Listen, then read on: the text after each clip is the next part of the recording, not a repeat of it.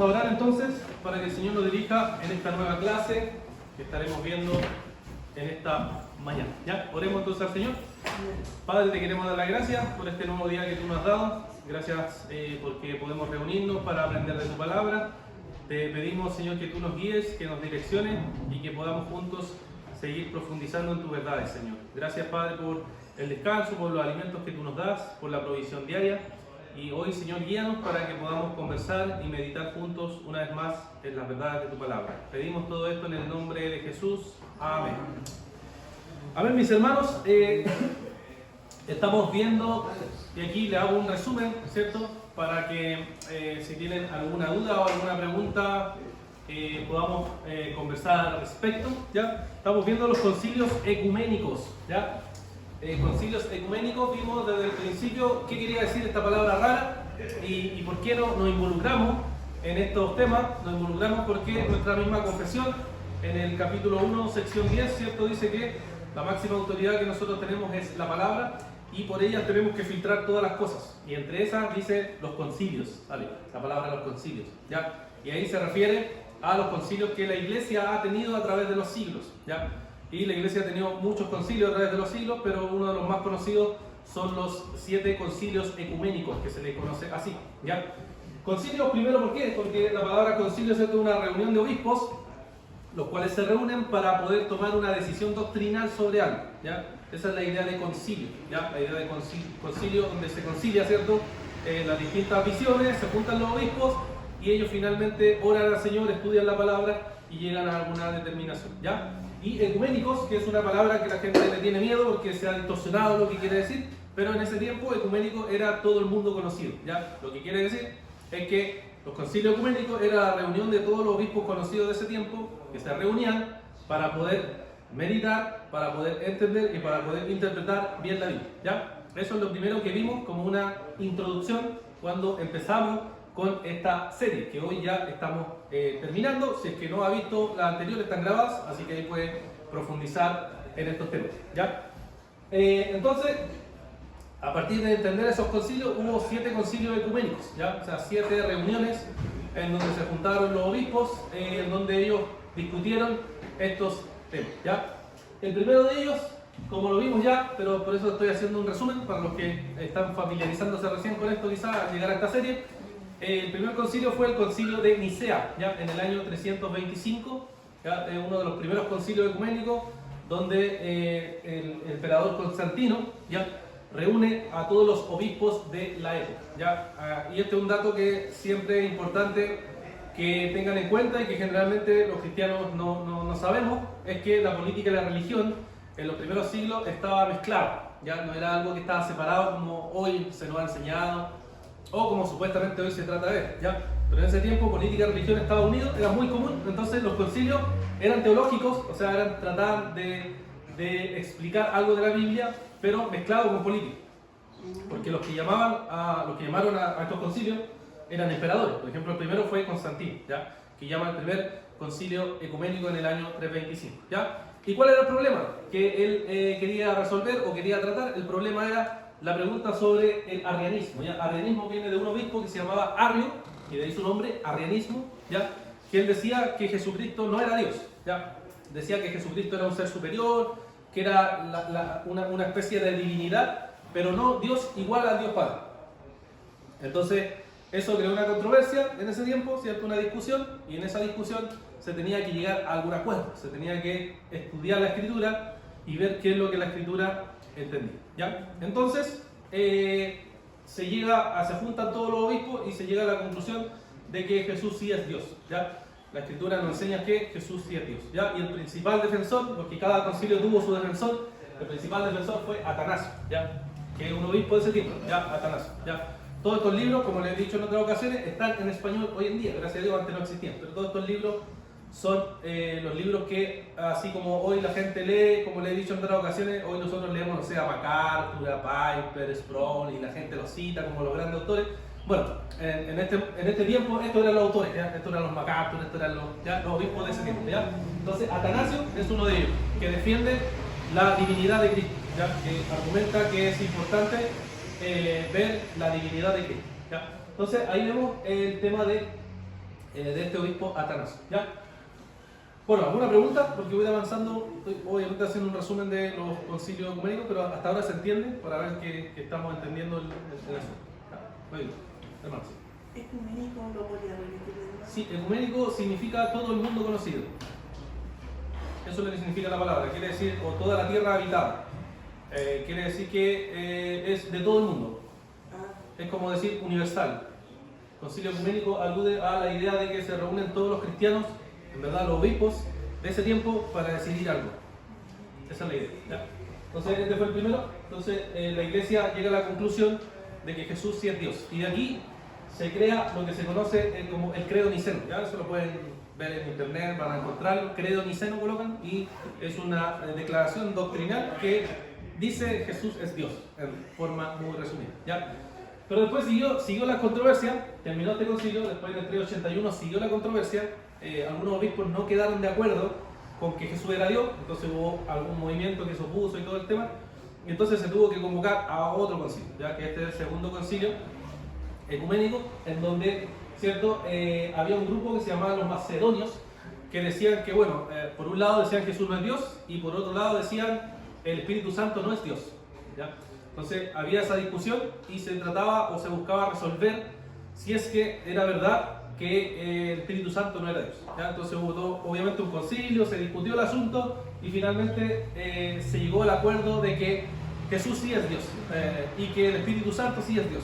¿Ya? Esas dos cosas quedaron establecidas y los que defendieron esa posición fueron se le conoce como los capadocios, o sea, fueron tres obispos, ¿ya? 2 Gregorios y un Basilio. ¿Ya? Eran los obispos que defendieron la posición que decían que Jesús sí es Dios y que el Espíritu Santo es Dios. ¿Ya? Y de acá empezó a aparecer el concepto de la Trinidad. ¿Ya? Aquí empezó a aparecer o a desarrollarse más profundamente el concepto de la Trinidad. ¿Ya? Entonces ahí defendieron que Jesús es Dios, Constantinopla defendió que el Espíritu Santo es Dios. ¿Ya? Y después vino el concilio de Éfeso, siguió las discusiones, ya tenemos claro que Jesús es Dios, tenemos claro que el Espíritu Santo es Dios, pero la pregunta es, ¿cómo es la naturaleza de Jesucristo? ¿Ya? Empezó a preguntarse las personas, ¿cuál es la naturaleza de Jesucristo? ¿Ya? Entonces apareció un obispo que dijo que Jesús era simplemente alguien humano, ya era alguien humano y no necesariamente divino, su naturaleza era humana. ¿Ya? Y este se llamaba Nestorio, ¿ya? Y de ahí deriva su nombre nestorianismo. ¿Ya? Era un obispo que decía que entonces Jesús no puede ser divino, sino que es humano, y por tanto Jesús cuando nació de María, simplemente lo que nació fue un Jesús humano, ¿ya? Y por tanto no se podría decir que María es la madre de Dios. ¿Ya? Esa era la discusión. ¿Ya? No era la discusión sobre María, sino sobre Jesús. ¿Ya? Pero al final, nuevamente, se reunió el concilio, discutieron teológicamente y finalmente se llegó a concluir que era una herejía decir eso y que Jesús en verdad era de dos naturalezas. ¿Ya? Y el que defendió eso fue Cirilo. ¿Ya?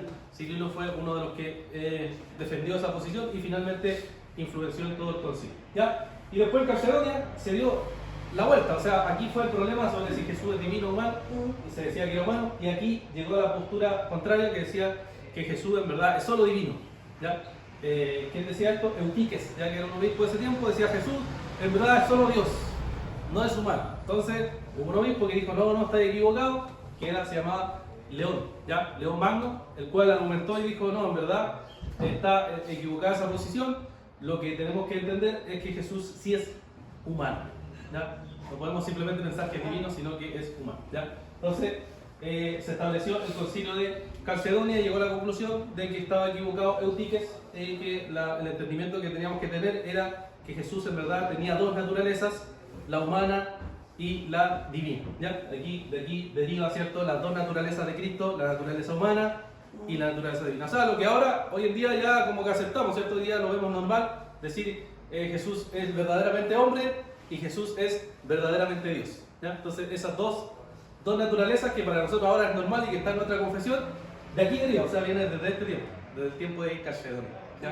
O cuando hablamos de la Trinidad, la forma que nosotros explicamos la Trinidad viene de este tiempo, viene de Nicea, viene de Constantinopla. Ahí fue la primera vez que se formuló esa idea. Y que después simplemente lo que pasó es que se fue transmitiendo con las generaciones a través de las confesiones, a través de la iglesia, a través de la enseñanza de los pastores. ¿Se dan cuenta? Entonces, ¿por qué es importante entender esto? Porque aquí vemos que de aquí deriva todo esto, o sea, no es algo nuevo.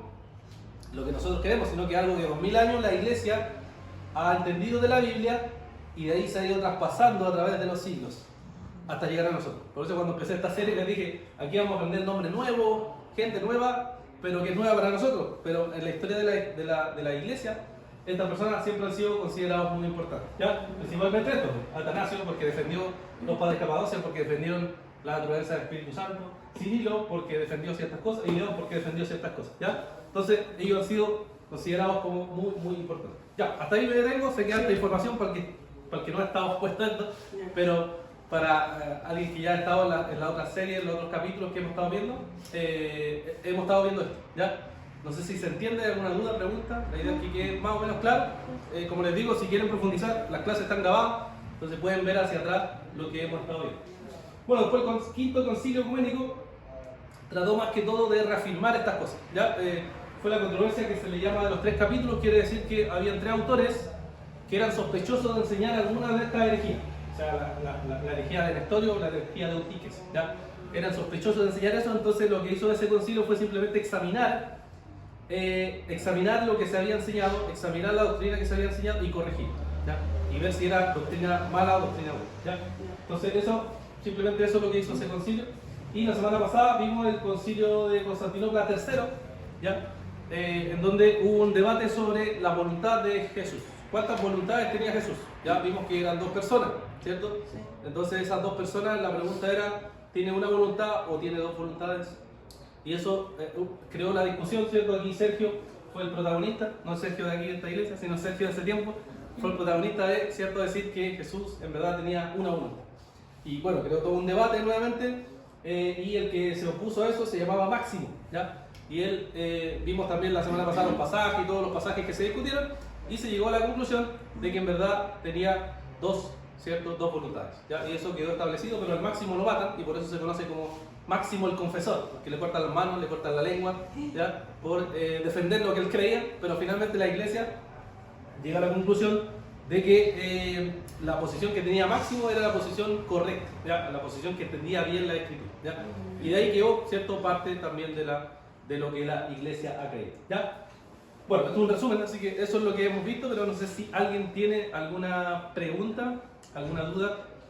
Hoy pretendemos terminar con el último, que es el 7º concilio ecuménico, ¿ya? ¿Alguna duda, mis hermanos? Harta información, pero como les digo, vean las clases anteriores, ¿ya? La pregunta que uno como cristiano tiene que hacerse ¿es esto bíblico? O sea, lo que enseñó Atanasio, lo que enseñó los padres Capadocios, Cirilo, León y Máximo, ¿es lo que la Biblia nos enseña? Y lo que la iglesia ha concluido es que sí, lo que ellos han llegado a concluir y que finalmente ha quedado establecido como concilios, es algo que para la iglesia lo ha visto como algo correcto, o sea, algo que es conforme a lo que la Biblia enseña, ¿ya? Y como les mostré la vez pasada, también les mostré con la confesión, que nuestra confesión adhiere a esto, ¿cierto? A Nicea, Constantinopla, Éfeso y Calcedonia. Nos muestra que en la Escritura está eso y en la confesión está. ¿Por qué? Porque creemos en la Trinidad, ¿cierto? Creemos en que Cristo tiene 2 naturalezas, verdaderamente hombre, verdaderamente Dios, que viene de ahí, ¿cierto? Y que la confesión lo toma. ¿Ya? Y esto obviamente se da por sentado que sí, porque está simplemente reafirmando lo anterior. Y el sexto, ¿cierto? El sexto también ha sido aceptado en el mundo protestante como algo que se ve de Cristo, pero ya a veces hay ciertas discusiones, ciertos matices en algunas cosas, ¿ya? Y hoy día vamos al séptimo, que es el... ¿Sí, hermano? No estaba contando. Ah, perdón, ya. Ya. ¿Estamos claros? Espero que estemos claros porque voy a borrar, ¿ya? Ya. En todo caso, si quieren profundizar más, en la clase. Igual, cada una de estas cosas, hay libros, como siempre les digo, y quien quiera profundizar más, existen libros para profundizar. ¿Sí, hermano? ¿Esto tú lo explicas como una historia, como parte de la historia bíblica o como una postura que nosotros creemos como iglesia? Sí, parte de... Pensándolo como, por ejemplo, la iglesia presbiteriana. En verdad, esto que acabo de hacer lo cree toda la iglesia católica romana, la iglesia ortodoxa y la iglesia protestante. Pero en la iglesia protestante todos aceptan hasta el 5º y algunos discuten el 6º. Hasta ahí aceptan. El 7º, que es el que vamos a ver hoy, es el que no todos los protestantes aceptan. ¿Me entienden? Podríamos decir que es historia bíblica. O historia de la iglesia. Claro. Sí. Es historia de la iglesia, sí. Como una postura afirmada. O sea, es lo que la iglesia ha creído siempre. Por ejemplo, Martín Lutero, Juan Calvino, todos ellos creían eso. Y nosotros heredamos de las confesiones, sea los presbiterianos, los anglicanos, los bautistas, todos creemos eso. ¿Me entiendes? Históricamente siempre se ha afirmado como algo que lo que la iglesia hizo fue interpretar bien la Biblia y definió bien lo que la iglesia cree. Entonces, cuando decimos la Trinidad, por ejemplo, la pregunta es: ¿está el concepto en la Biblia de la Trinidad? No, o sea, no está, se desarrolló con el tiempo. Entonces, cuando pensamos en Jesucristo y decimos Jesús es verdaderamente hombre y verdaderamente Dios, ¿está ese concepto en la Biblia? No está. ¿Pero qué hizo la iglesia? Reflexionó sobre esto, estudió y llegó a una conclusión, y entonces lo estableció como un dogma, que se quiere decir que es una doctrina esencial, que para que uno diga es cristiano tiene que creer en Dios Trino, tiene que creer en lo que Jesucristo es, en su naturaleza, si no, no sería cristiano.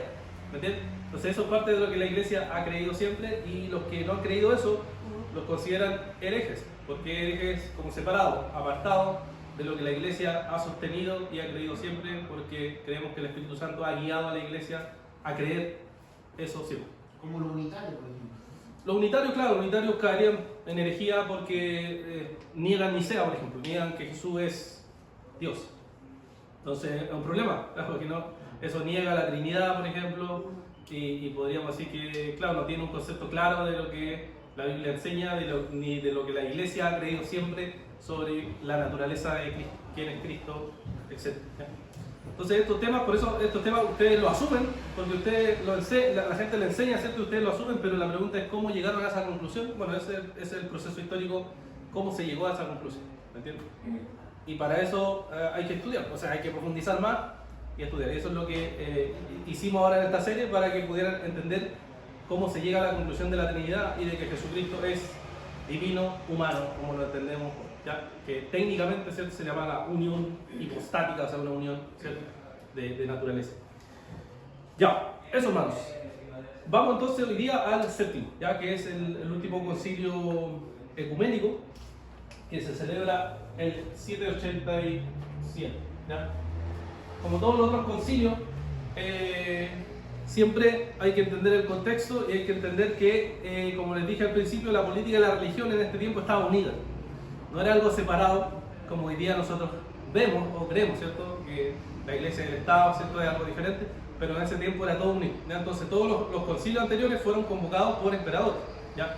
Y en este caso, también este fue convocado por Irene, ¿ya? Ella convoca al concilio, al séptimo concilio ecuménico.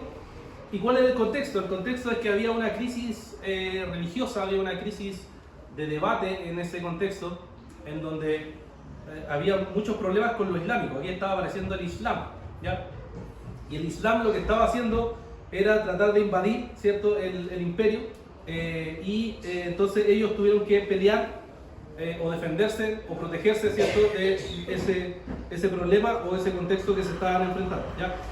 Entonces, en ese contexto hubo una discusión sobre el tema de las imágenes, ¿ya? Había una discusión sobre el tema de las imágenes. Algunos creían que las imágenes debían usarse para ayudar a los cristianos a profundizar en la fe, y habían otros que pensaban que las imágenes no deberían ser parte de la vida de la iglesia cristiana, ¿ya? Entonces fue poco a poco escalando, ¿ya? Escalando ese tema, y entonces llegó a la explosión del debate, ¿ya? O a la persecución incluso entre un grupo u otro grupo, ¿ya? Porque eso lamentablemente también pasaba, entre grupos de un lado se perseguían a grupos de otro lado, ¿ya? Eso era muy común en ese tiempo. Para nosotros es raro, pero no era simplemente una discusión teológica, sino que a veces se provocaba guerra entre ellos y se perseguía entre ellos, ¿ya? Entonces esto provocó un gran problema, ¿cierto?, en el imperio, y en ese gran problema se trataba de resolver el problema de las imágenes, ¿ya? Y entonces en ese contexto es que se llama este concilio para tratar de resolver el asunto, ¿ya? El asunto, ¿ya? El asunto se le conoce como el tema de los iconoclastas, ¿ya? Iconoclastas, que es una palabra que puede sonar rara, ¿cierto?, quiere decir que son quienes se oponen a las imágenes, ¿ya? Los iconoclastas son las personas que se oponen a las imágenes, ¿ya? Pero la oposición no es solo una oposición verbal, ¿ya? Por si acaso, no es solo, ¿sabes qué? No, yo creo que la imagen está mal, ¿ya? Sino que la oposición es romper la imagen, ¿ya? Y se cuenta de muchos casos en donde, no sé, pues supongamos acá habría una imagen y entraban ciertas personas y rompían la imagen y empezaban a romper todo, ¿ya? Esa era la postura que tenían los iconoclastas, ¿ya? Que era la oposición del uso de imagen, ¿ya? Y por el otro lado estaban las otras personas que decían no, las imágenes o los iconos deben ser parte de la iglesia y deberíamos usarlos para profundizar nuestra fe, ¿ya? Entonces esa era la otra postura, ¿ya? Entonces vamos a ver, como lo hemos hecho en todas las clases, ¿qué hacen? Vemos los argumentos de uno y vemos los argumentos de otro, ¿ya? Porque ambos usaban la Biblia, como en todo debate que se dio de los concilios anteriores, todas las personas usaban la Biblia. Pero el tema es, la discusión es quién interpreta bien la Biblia y cómo nosotros finalmente llegamos a una conclusión para decir ¿es correcto esto o es incorrecto esto? ¿Ya? Entonces vamos a ver primero los argumentos de los iconoclastas, ¿ya? Iconoclastas quiere decir aquellos que se oponen a la imagen, ¿ya? Aquellos que se oponen a la imagen, ¿ya? Entonces vamos a ver entonces algunos argumentos. Vamos a ver Éxodo 24 y Deuteronomio 5:4, ¿ya? Partamos por eso.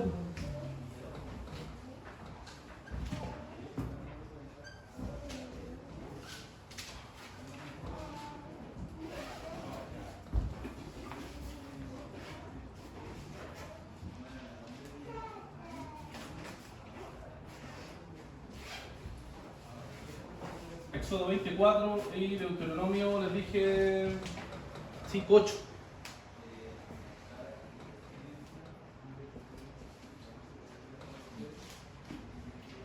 ¿Si alguien lo tiene? Por favor. Éxodo 24 y Deuteronomio. No te harás imagen ni ninguna semejanza de lo que esté arriba en el cielo, ni abajo en la tierra, ni en las aguas debajo de la tierra. Ya. Y Deuteronomio 24, perdón, 5:8. Amén. Ya no. No harás para ti escultura ni imagen alguna de cosa que está arriba de los cielos, ni abajo en la tierra, ni en las aguas debajo de la tierra. Hasta 9, por favor. No te inclinarás a ellas ni les servirás, porque yo soy Jehová tu Dios, fuerte, celoso, quien visitó la maldad de los padres sobre los hijos hasta la tercera y cuarta generación de los que me aborrecen. Ya, tenemos ahí un mandamiento, ¿cierto? Un mandamiento. En los dos casos son paralelos. Y este es uno de los primeros argumentos que ponen, ¿cierto?, a aquellos que se oponían al uso de imágenes, es que la Biblia nos habla de no hacernos imágenes, ¿ya? No hacernos imágenes ni adorar esa imagen, ¿ya? Entonces, había una oposición, el argumento era, ¿cierto?, que no podemos hacer imágenes porque esa imagen nos lleva a la adoración y finalmente nos lleva a la idolatría. En el mundo antiguo era muy común, los pueblos paganos de alrededor, ¿cierto?, tenían estas imágenes de sus dioses y terminaban, ¿cierto?, adorándola y dándole honor, ¿cierto?, a cada uno de esas imágenes, ¿ya? Entonces ese era uno de los argumentos, ¿ya? Vamos a otro versículo, Salmo 97:7 y Salmo 135:15. Salmo 97:7 y 135:15. Y también Jeremías 10:11. Jeremías 10:11.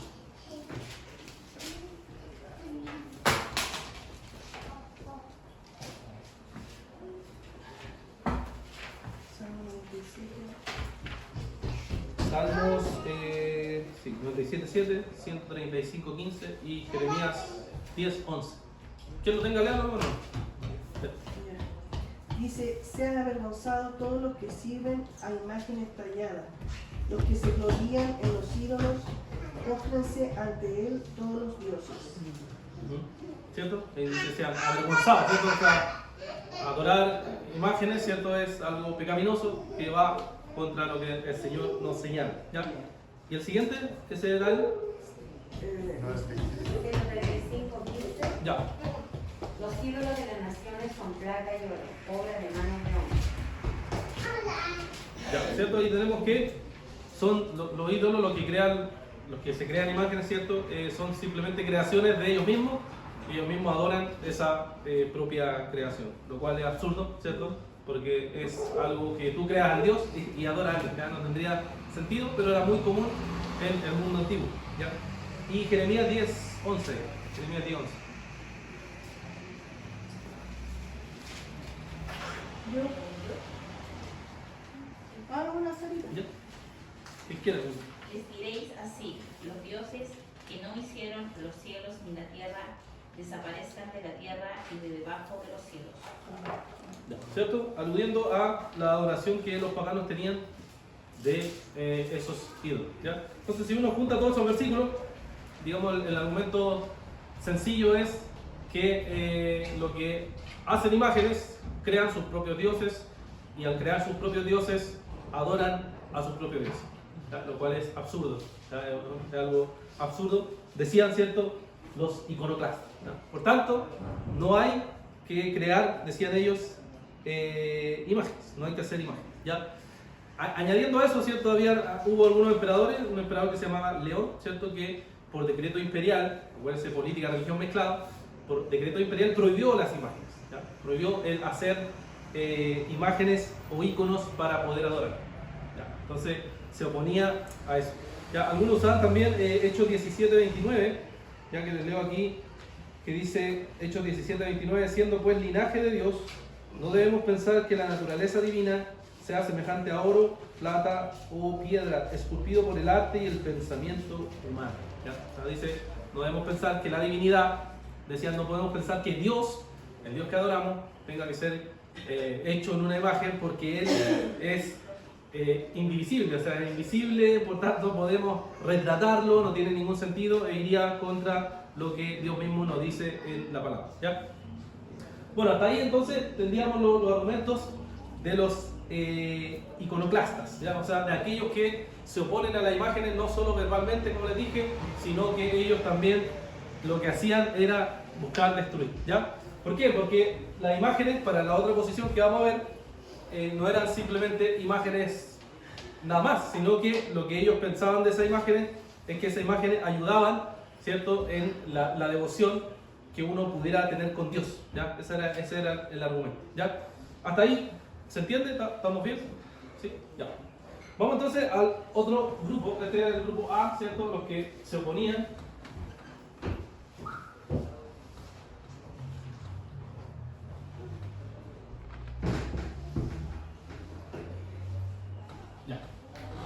Siempre tienen nombres raros, ¿eh? Iconoclastas son los que suponen imágenes, ¿ya? Iconodulos son los que están a favor del uso de imágenes, ¿ya? Es la idea de amar la imagen, ¿ya? De usarla como una referencia para uno, ¿ya? Entonces, estos son quienes defienden y dicen, nosotros creemos que sí es necesario tener imágenes, sí es necesario tener iconos. ¿Por qué? Porque ellos nos ayudan en nuestra vida espiritual, ¿ya? Entonces, iconoclastas, los que se oponen a las imágenes, iconodulos son quienes están a favor del uso de la imagen o del icono para que yo pueda entonces profundizar, según ellos, ¿cierto? O tener una mayor devoción con Dios, ¿ya? Y bueno, el principal defensor de esta posición aquí no hubo un defensor principal, pero aquí fue Juan Damasceno.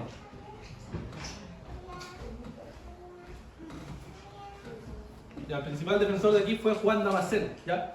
Juan Damasceno fue quien defiende, ¿cierto?, el uso de imágenes, ¿ya? El uso de íconos que ayuda a las personas, según cierto él, según su argumento, según lo que piensa, a que los cristianos profundicen en su fe o profundicen en su devoción, ¿ya? Es algo que es lo que decía, ¿ya?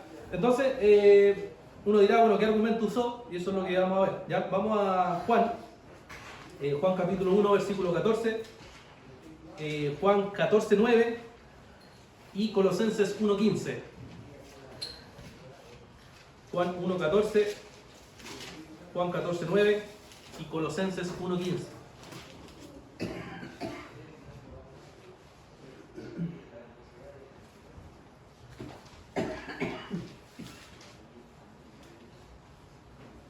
Que lo tenga leer, no, mano. El Verbo se hizo carne y habitó entre nosotros y vivimos su gloria, gloria como del unigénito del Padre, lleno de gracia y de verdad. Ya, ¿cierto? Dice que el Verbo se hizo carne, ¿ya? Entonces Juan Damasceno decía, no podemos oponernos totalmente al uso de imágenes, porque el mismo Dios se hizo imagen. Cristo mismo se encarnó. Como Él se encarnó, Él se hizo en sí mismo una imagen. Y entonces no está mal tener ciertas imágenes que nos ayuden a nosotros a profundizar en nuestra fe. ¿Por qué? Porque en su lógica, ¿cierto? Cristo se hizo imagen visible. ¿Ya? Ese era el argumento que sostenía Juan Damasceno. ¿Ya? Juan 14:9 y Colosenses 1:15. Jesús le dijo: tanto tiempo he estado con ustedes y todavía no me conoces, Felipe. El que me ha visto a mí, ha visto al Padre. ¿Cómo dices tú, muéstranos al Padre?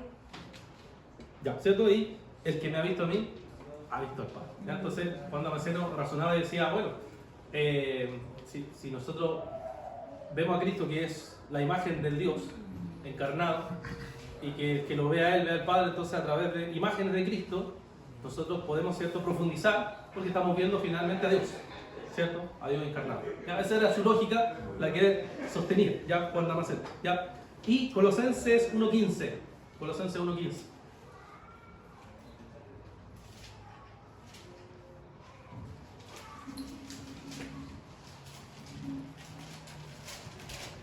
Colosenses 1:15. Él es la imagen del Dios invisible, el primogénito de toda la creación. ¿Ya? Imagen del Dios invisible. ¿Ya? Entonces él decía, ven, Cristo es la imagen del Dios invisible. Entonces, si Él se hizo visible, entonces ¿por qué no podríamos, ¿cierto?, hacernos imágenes de Cristo si Él mismo se hizo visible? ¿Ya? Esa era como la lógica que sostenía Juan Damasceno. ¿Ya? Ese, digamos, el argumento esencial que él presentaba para sostener la idea de que sí se puede hacer imagen. ¿Ya? Y después de eso, hacían una distinción, que hasta el día de hoy se hace esa distinción, ¿ya?, entre la adoración y la veneración. ¿Ya? La Iglesia Católica y algunos protestantes comparten esta distinción, que es que una cosa es adorar una imagen y otra cosa es venerar una imagen. ¿Ya? Si uno busca ahí, ¿cierto?, la distinción, va a ver que la adoración solo está reservada a Dios, pero la veneración es un signo de respeto, dicen ellos, ¿cierto?, a los santos o a las representaciones que se hagan de los santos. ¿Ya? ¿Y qué argumento usaban? Bueno, usaban algunos argumentos de la Biblia. Por ejemplo, leamos Josué 7:6, Josué 7:6 y Primera de Reyes 2:19.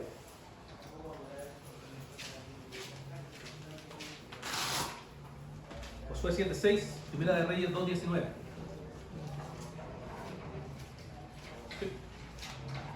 Entonces Josué rasgó sus vestidos y postró su rostro en tierra delante del arca del Señor, hasta el anochecer, él y los ancianos de Israel, y echaron polvo sobre sus cabezas.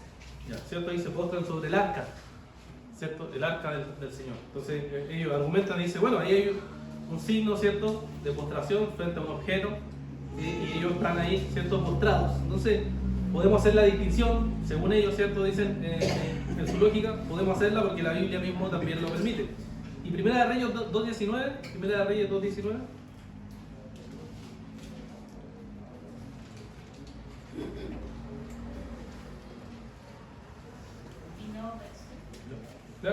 Vino Betsabé al rey Salomón para hablarle por Adonais, y el rey se levantó a recibirla y se inclinó ante ella, y volvió a sentarse en su trono, e hizo traer una silla para su madre, la cual se sentó a su diestra.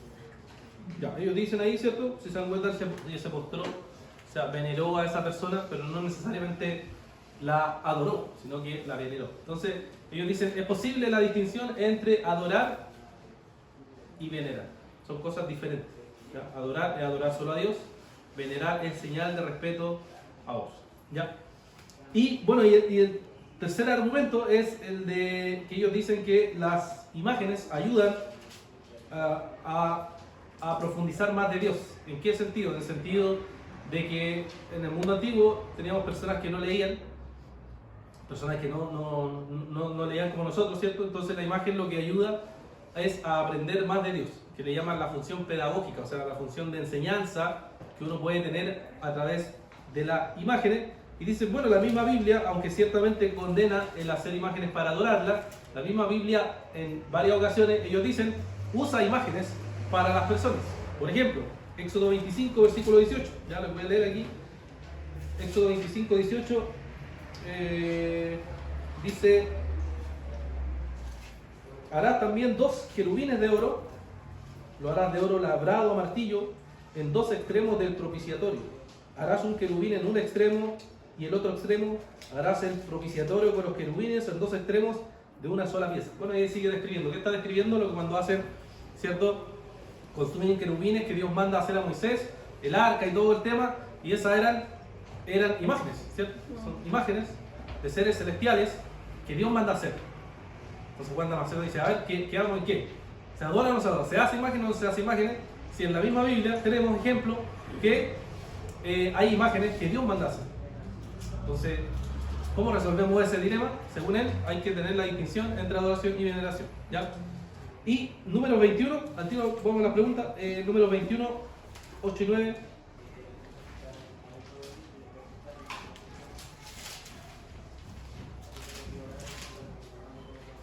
Dice, número 21, 8 y 9, el Señor dijo a Moisés: hazte una serpiente abrasadora y ponla sobre un asta, y acontecerá que cuando todo el que sea mordido la mire, vivirá.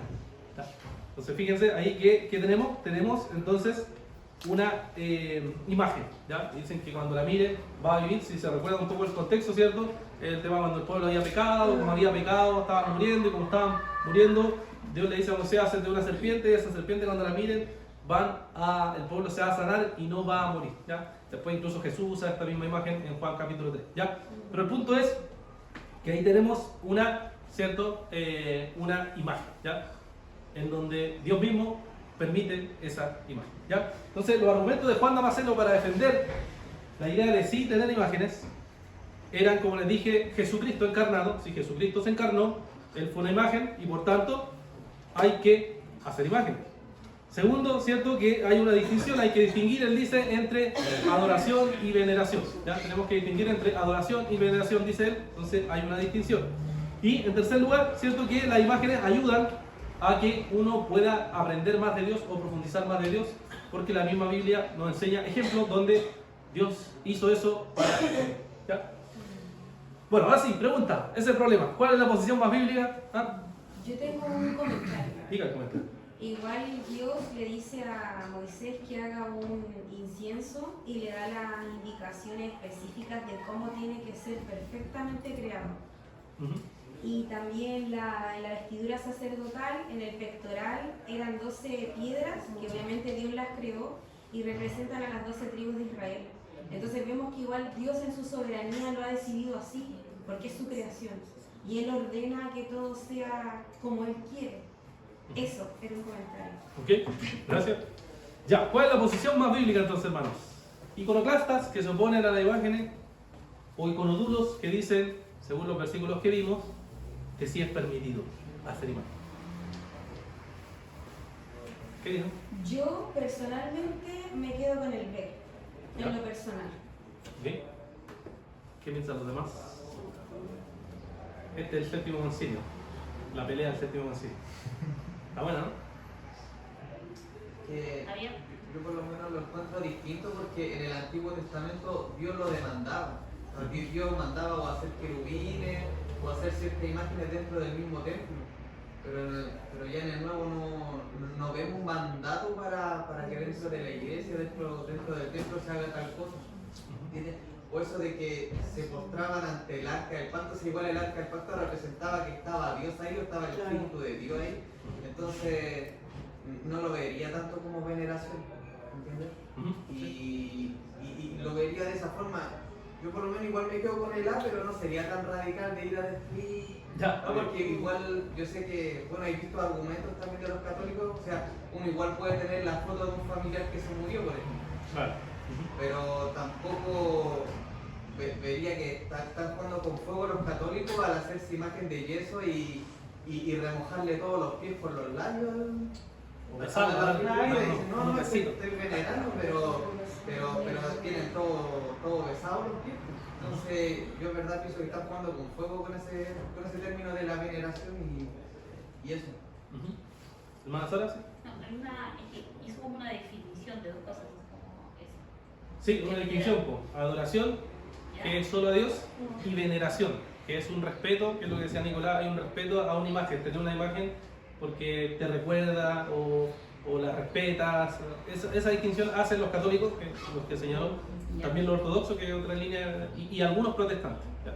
Por eso esa distinción se mantiene, y ellos dicen, a partir de esa distinción, entonces nosotros podemos hacer eso. Ese es el argumento. No sé si iba a decir algo.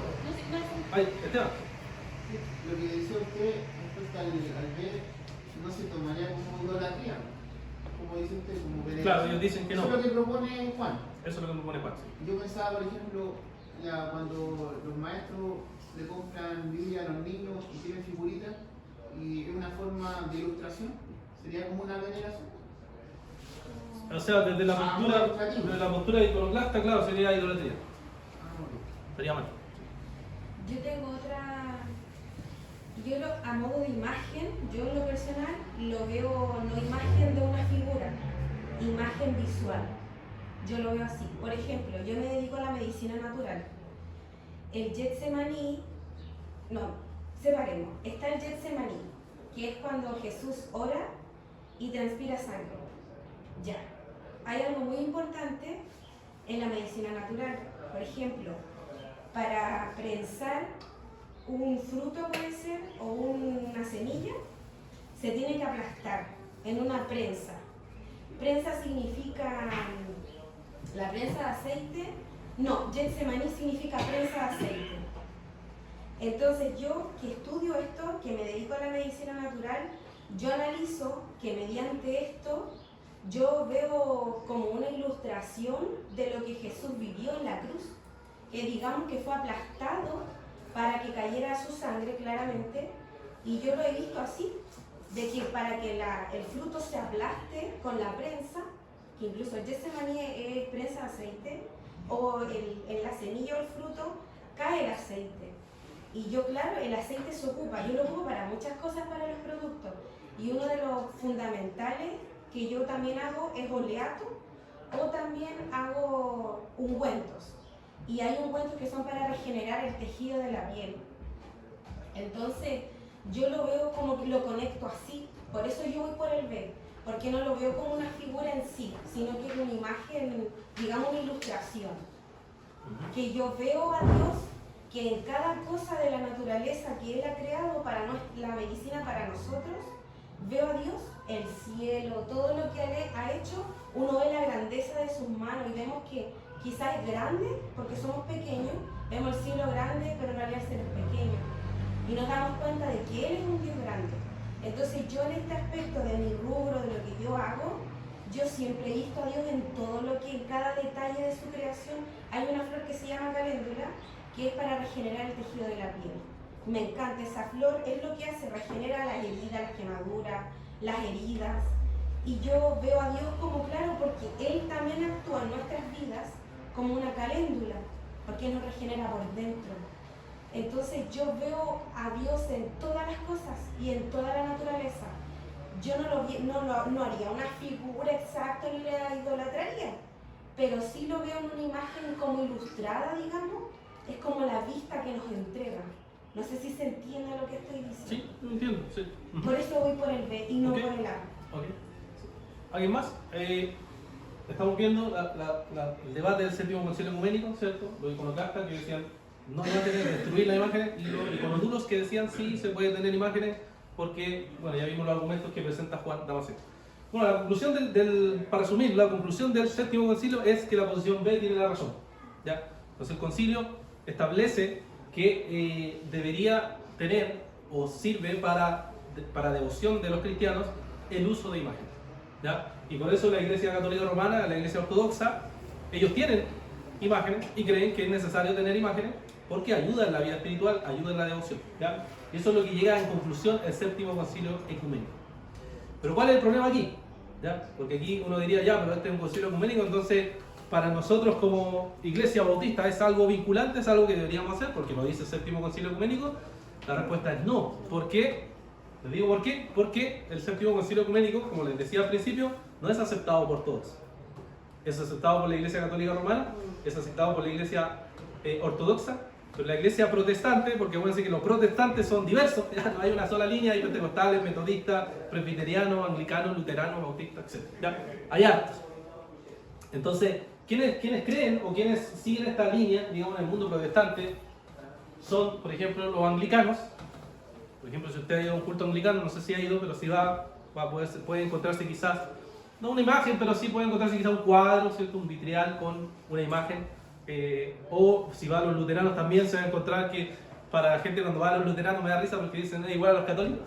No igual, pero para el que no tiene trasfondo de historia va a pensar que es lo mismo, ¿ya? Porque va a haber vestido con la ropaje, ¿cierto? Velas, la Eucaristía para ellos, ¿cierto? Es muy similar, ¿ya? Tengo amigos de los dos lados, así que siempre conversamos estos temas. Entonces, pero para la iglesia reformada, y que la iglesia reformada me refiero no a los bautistas, sino me refiero al movimiento reformado que nace después con Calvino, porque Lutero no fue tan radical, pues Lutero se apoyaba aquí, Lutero pensaba así, pero Calvino, por ejemplo, no, Calvino decía, no, está equivocado el séptimo. ¿Ya? Y ahí hubo diferencias, ¿ya? Y después obviamente esas diferencias se traspasaron a la iglesia bautista, y la iglesia bautista, ¿cierto?, dice que no se aferra o no cree que el séptimo concilio ecuménico es un concilio realmente ecuménico, o sea, no un concilio que toda la iglesia haya aceptado como algo correcto. Y eso históricamente es cierto, porque el séptimo concilio ecuménico tuvo muchos problemas en la forma. ¿Por qué? ¿Por qué? Algunos problemas, por ejemplo, cuando ellos argumentan, no los argumentos que presenta Juan Damasceno, sino que cuando ellos dicen en su declaración final, porque siempre cada concilio tiene una declaración final, dice, lo que nosotros sostenemos es lo que la iglesia ha creído siempre. Eso dicen. La cuestión es que cuando uno se mete para siglos hacia atrás y uno dice, en verdad la iglesia ha creído siempre eso, y uno analiza, se da cuenta que no es así. Se da cuenta que la iglesia no siempre creyó eso, me refiero a la iglesia de los primeros siglos. La iglesia no siempre sostuvo que tenemos que tener imágenes para poder venerarlas. Hay gente que sí lo creyó, pero hay gente que no lo creyó. Entonces no fue algo tan categórico de decir toda la iglesia creyó esto. Entonces ya ahí tenemos un gran problema, porque hay que pensar en lo siguiente: imágenes acerca de la creación, imágenes acerca de, no sé, de Moisés pasando, con eso no hay problema. El problema es cuando dicen que esa imagen te sirve a ti para ayudarte en la vida espiritual y para venerar. Ahí es cuando empezamos con el problema, ¿me entiendes? Pero tener un cuadro de Moisés cruzando el mar, eso no tiene problema, ¿me entiendes? Ahí hay que distinguir, porque cuando hablamos de ícono hablamos de algo que yo uso para yo profundizar espiritualmente, ¿me entiendes? No es simplemente una representación, sino que los católicos, por ejemplo, romanos, me imagino que todos conocen el rosario, ¿cierto? Que se lee, que se ora, o cuando tienen su imagen con velita y están ahí, ¿cierto? Y están ellos haciendo el rezo, uno dice, oye, pero eso no es solo veneración, pues. Como que ya está ahí traspasando el límite y yo lo tengo ahí y ya se vuelve en sí algo en lo cual yo adoro. Y ahí es donde la iglesia reformada se opone y dice, no, ya traspasaste el límite. Diferente es poner una foto y decir, bueno, aquí recordamos sobre Moisés, pero otra cosa, ¿cierto?, es tenerlo ahí, orar al objeto. Y entonces esa distinción entre adorar y venerar, no, en verdad, en la teoría puede decir si es así, pero en la práctica, cuando lo vemos que no es así. O por ejemplo, lo Vázquez, que está aquí cerquita, ¿cierto? Tú, si vas con las personas y le dices, oye, ¿por qué tú caminas arrodillado hasta la iglesia? Difícil que alguien te diga, no, porque estoy venerando. No, o sea, difícil que alguien entienda la distinción, porque en la práctica se convierte en lo mismo, se convierte en adorar al objeto, adorar al ícono. Y terminamos, ¿cierto?, adorando finalmente a un objeto y no a Dios. ¿Ya? Y eso es lo que condena el mandato. Cuando leímos los 10 mandamientos en Éxodo 20 y en Deuteronomio 5, lo que condena no es necesariamente hacerse imágenes, porque si lo leen bien dice, el que se hace imágenes para adorarla. Eso es lo que Dios condena. Dios condena el hacer imágenes para adorarla. Entonces cuando Dios creaba los querubines en el Antiguo Testamento, para mí no tengo problemas, porque Dios las creaba pero no las hacía para que las adoraran, ¿cierto? No las creaba para adorarla. Pero Juan Damasceno dice, sí, no, es que es igual. No, yo digo, no es lo mismo. No es lo mismo. Entonces él hace esa distinción, que hasta el día de hoy se usa, pero una distinción que es confusa y que al final, en la práctica, se transforma en adoración. En adoración. Ese es el problema. ¿Ya? Y aparte que el problema, como les digo, del séptimo concilio ecuménico es ese, que no todos lo aceptan, no solo por el tema de que la iglesia no lo acepte, la iglesia reformada, sino porque en su mismo origen tiene problemas. Su origen problemático es decir que toda la iglesia creyó algo que en verdad no creyó. También cuando cita otras obras de otras personas, no las cita de forma correcta. A veces distorsiona la cita, y esto no es algo que diga yo, sino que la gente que estudia este tema lo ha estudiado y ha dicho, en verdad, el séptimo concilio ecuménico es muy discutible que sea un concilio universal, porque tiene muchos problemas de fondo de ese tiempo. ¿Ya? Y esto lo ha recopilado ciertas personas que saben del asunto. Entonces, uno, sin considerarlo como un concilio ecuménico, puede llegar a una posición que ha sido una posición más media. ¿Cuál ha sido la posición? Uno puede, por ejemplo, tener alguna foto que les decía o alguna imagen de algún acontecimiento bíblico. Sí, no hay problema. El tema es que si yo convierto eso en una adoración, o si yo convierto ese objeto en algo que yo adoro, entonces ahí estaría cayendo en pecado de idolatría. Y estoy idolatrando a un objeto en sí. ¿Ya? También está la posición más dura, que es los iconoclastas, que les decía, no es solo algo verbal, sino que ellos destruían la imagen. Esa era la idea. Yo veo una imagen y la destruyo porque es idolatría. ¿Ya? Ahí yo creo, ¿cierto? Y creo que, como decía Nicolás, entonces es como ya muy extremo. Pensar no solo verbalmente, sino que la destruyo. ¿Ya? Esa era la posición del iconoclasta.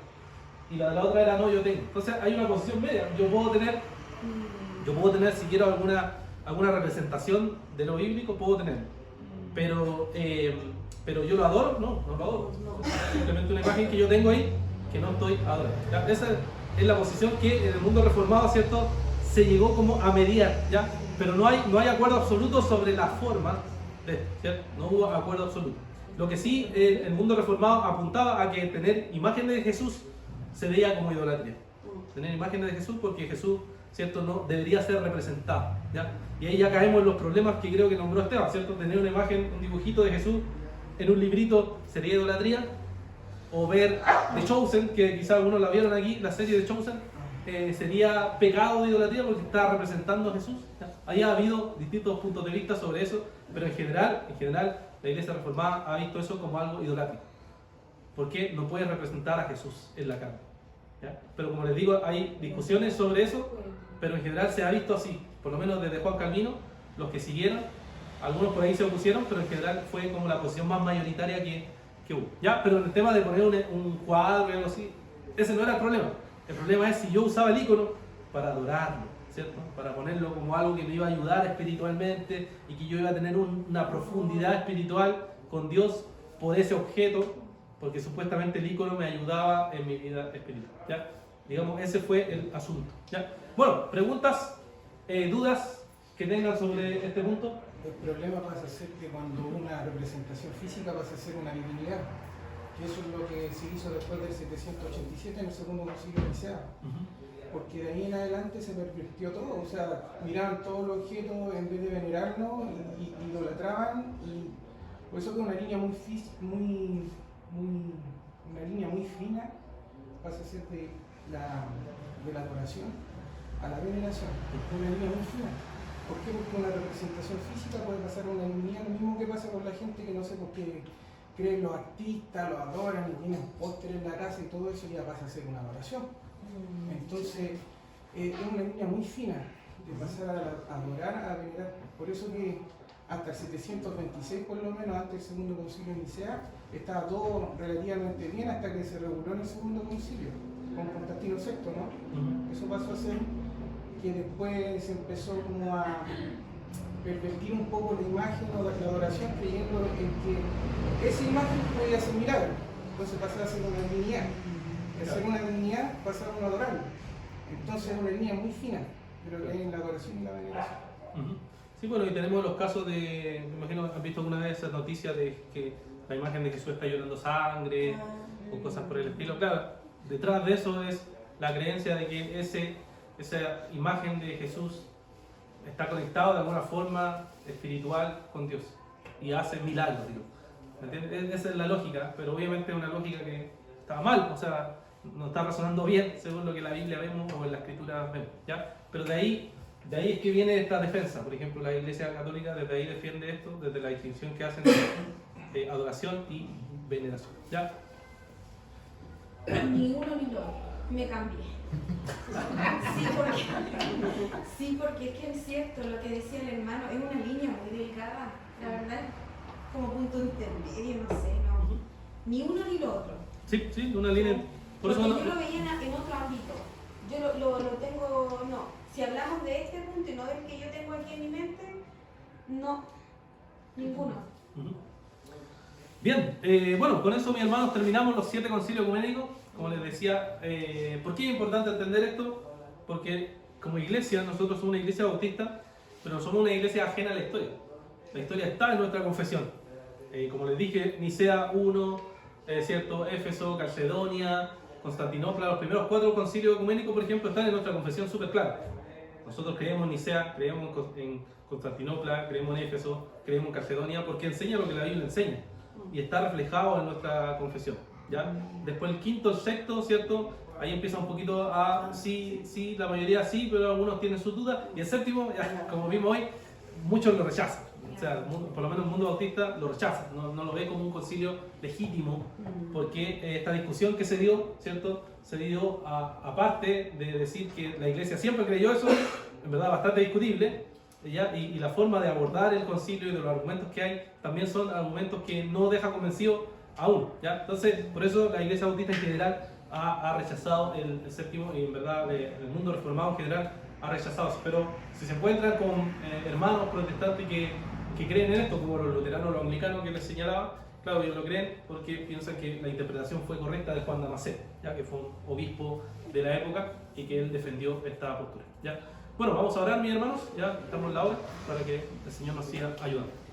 Padre, te damos las gracias por este día, gracias, Señor, porque hemos podido meditar una vez más, Señor, en tu palabra, y también como estos hermanos estudiaron, Señor, tu palabra, cómo pensaron algunas cosas. Sabemos que para nosotros, Señor, que hemos recibido parte de la herencia de lo que nuestros hermanos oraron, estudiaron, pensaron, y que ahora como iglesia confesamos como el Dios Trino, Señor, como la naturaleza de Cristo, que hoy, Señor, podemos ver y podemos disfrutar de las verdades que tú nos has revelado, Señor, en tu palabra, y también con hermanos que han sido guiados por tu Espíritu Santo. Pero también, Señor, debemos filtrar, debemos estar atentos a las doctrinas que se nos exponen, debemos ser como los bereanos y analizar, Señor, cada una de las cosas para ver, Señor, si son o no son conforme a tu palabra. Te agradecemos, Señor, por este tiempo y te pedimos todo esto en el nombre de Jesús. Amén. Dios te bendiga, hermanos.